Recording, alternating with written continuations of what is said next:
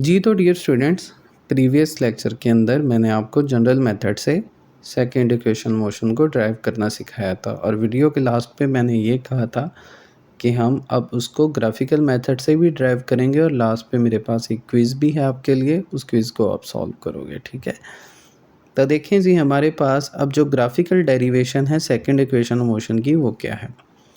तो लिखा है पैराग्राफ, बहुत ही आसान लैंग्वेज के अंदर लिखा हुआ है, आप इसको अपने वर्ड्स में इसी तरह से याद करके लिख सकते हैं। Second equation of motion can be derived using velocity time graph with initial velocity vi and attains acceleration a, final velocity vf in interval of time t। इसमें ये लिखा है कि जो सेकंड इक्वेशन ऑफ मोशन है उसको हम velocity time graph से फाइंड आउट कर सकते हैं, डिराइव कर सकते हैं।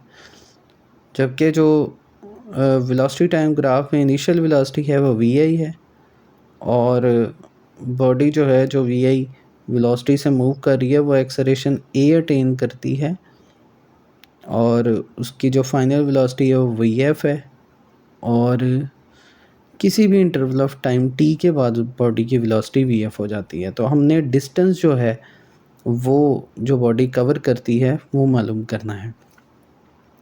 अब कल का लेक्चर आपको याद होगा, कल के लेक्चर में मैंने ये बोला था कि जो वेलोसिटी टाइम ग्राफ है, ठीक है, जो हमारा लेक्चर था ना फर्स्ट इक्वेशन मोशन की ग्राफिकल डेरिवेशन का, उसमें मैंने आपको ये हिंट दिया था कि जो वेलोसिटी टाइम ग्राफ है इसमें बस आपने दो ही चीज़ों को मालूम करना होता है, कोई ज़्यादा पेचीदा या कॉम्प्लिकेटेड चीज़ नहीं है, सिर्फ दो चीज़ें हैं जिन पे आपने मेन फोकस करना है। एक तो इस ग्राफ का स्लोप मैंने बताया था ये देखना है, दूसरा आपने इस ग्राफ का एरिया देखना होता है। तो मैंने बताया था कि जो स्लोप है वो तो आपको एक्सेलरेशन बताएगी जो आप निकाल सकते हो राइज ओवर रन के फार्मूला से, और इसको हमने डिस्कस किया था।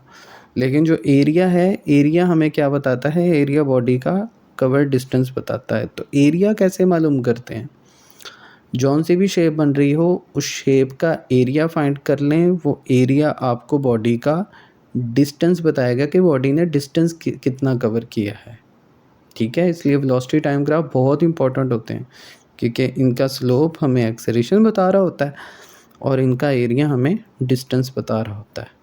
तो बहुत ही ज़बरदस्त किस्म के ग्राफ होते हैं। चलो आगे चलते हैं, हम पहले ग्राफ बना लेते हैं। ग्राफ में हमारे पास वाई एक्सिस पे वेलोसिटी मैंने बना दी और एक्स एक्सिस पे टाइम बना दिया।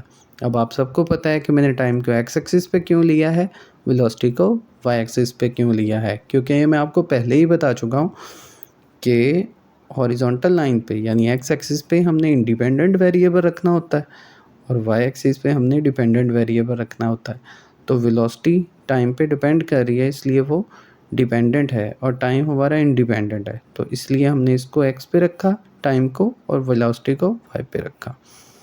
बॉडी ने मूव करना स्टार्ट किया ए पॉइंट से, वहाँ से ये पहुँची बी पॉइंट तक। ठीक है, ओ से ए तक बॉडी की वेलोसिटी इनिशियल वेलोसिटी वी आई है, फिर बी से डी तक बॉडी की जो वेलोसिटी है वो वी एफ होती है। इस दौरान जो चेंज के लिए टाइम रिक्वायर होता है वो टी है।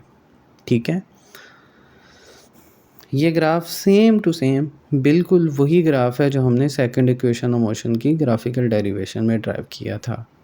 मैं एक बात आपको ये भी रिकमेंड करूँगा कि आपने अगर वो वीडियो नहीं देखी तो उसको ज़रूर देखें क्योंकि उसके अंदर ये ग्राफ हमने पहले ही बना रखा है डिटेल से, तो दोबारा से फिर से बनाओगे तो और ज़्यादा रेक्टिफाई और ज़्यादा क्लियर हो जाएगा। अब देखें, कॉन्सेप्ट लगाएंगे हमने सेकंड इक्वेशन ऑफ मोशन में ना, ये देखो डिस्टेंस मालूम करना होता है। तो डिस्टेंस फाइंड करने के लिए आपको पता है हम वेलोसिटी टाइम ग्राफ का एरिया फाइंड करेंगे। तो एरिया अंडर ग्राफ टोटल क्या है, ओ ए बी डी। तो यही मैंने यहाँ पे लिख दिया कि डिस्टेंस बराबर होगा area under O A B D. ठीक हो गया।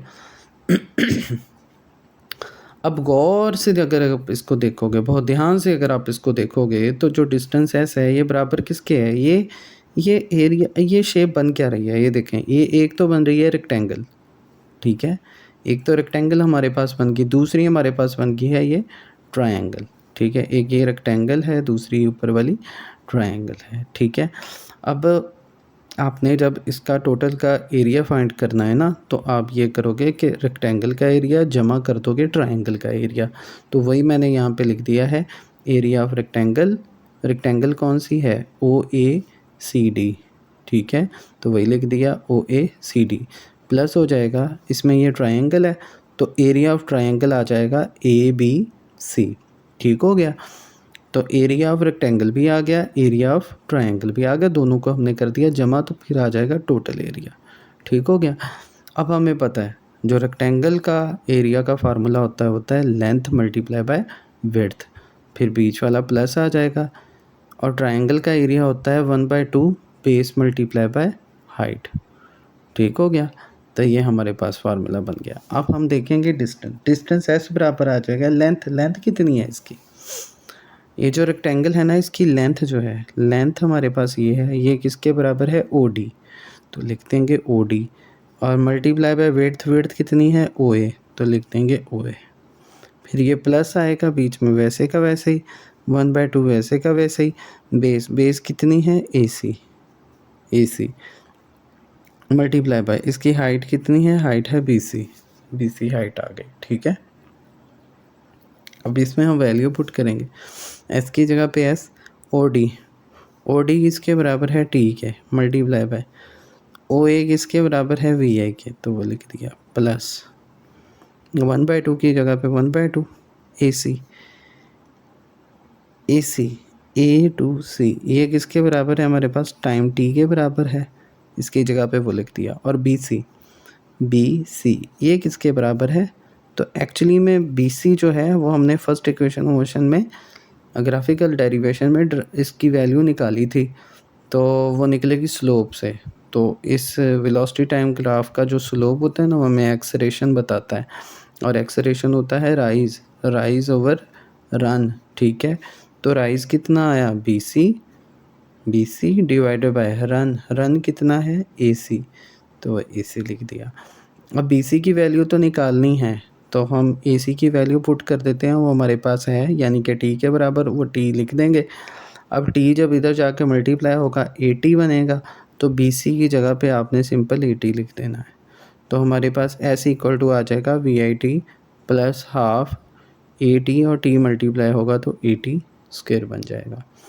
तो ये देखें, ये हमने ड्राइव कर दिया सेकंड इक्वेशन ऑफ मोशन को इस ग्राफ की मदद से, ठीक है। तो आई होप आपको समझ आ गई होगी।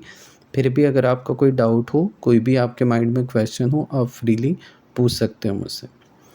अच्छा, अब एक क्विज़ है आपके लिए, वो ये है कि find the distance covered by a body in free fall in 2 second. एक बॉडी फ्री फॉल कर रही है, मतलब फ्रीली नीचे गिर रही है। जैसे मानो कि ये एक गेंद है मेरे पास, एक ऑब्जेक्ट है, ये फ्रीली नीचे गिर रही है। तो अब ये बताओ कि टाइम 2 सेकंड के बाद ये कितना इसने डिस्टेंस कवर कर लिया होगा। ऑप्शन में दे रखा है 20 मीटर, 15 मीटर, 13 मीटर और 4 मीटर। तो देखो यहाँ पे फ्री फॉल की कंडीशन याद रखना पड़ेगी आपको। तो याद रखो, फ्री फॉल की कंडीशन होती है कि हमारे पास इनिशियल वेलोसिटी क्या होता है? 0। ये आपने याद रखना है, फ्री फॉल में इनिशियल वेलोसिटी 0 होगा, और एक्सेलरेशन किसके इक्वल हो जाएगा? G के बराबर। और G की वैल्यू सबको पता है। यहाँ बिना कैलकुलेटर के अगर आप क्वेश्चन सॉल्व करना चाहो तो इसका एक जनरल वैल्यू लिख लीजिएगा, 10 मीटर पर सेकंड स्क्वायर। वैसे ये 9.8 होती है, तो खैर हम 10 भी लिख सकते हैं, सबको पता है। अब हम क्या करेंगे कि ये दोनों कंडीशन जो है, यानी इनिशियल वेलोसिटी 0 करके और G का वैल्यू 10 पुट करके इस क्वेश्चन को सॉल्व करेंगे, और इसका आंसर जो है वो आप मुझे कमेंट बॉक्स में इसका आंसर बताओगे कि इसका आंसर क्या आएगा, ठीक है। तो ये आपने याद रखना है। अच्छा, मैं एक छोटी सी बात आपको बताता चलूँ, नोट करने वाली है, छोटा सा हिंट है, याद रखना कि मैंने बोला है इन 2 सेकंड, लेकिन इसमें मैंने ये नहीं बोला कि सेकंड, या ये नहीं बोला मैंने, अगर ये 3 होता तो 3rd सेकंड, ऐसे नहीं मैंने बोला। मैंने बोला है 3 सेकंड में। तो तो इस तरह के क्वेश्चन के ऊपर हम कल डिस्कशन करेंगे, एक अलग से वीडियो बनाते हैं और उसके अंदर फिर मैं आपको बताऊँगा कि ये सेकंड और इन 2 सेकंड में फ़र्क क्या होता है और इन क्वेश्चन को सॉल्व कैसे करते हैं। ठीक है? Wish you all the best बेटे। अल्लाह हाफ़िज़।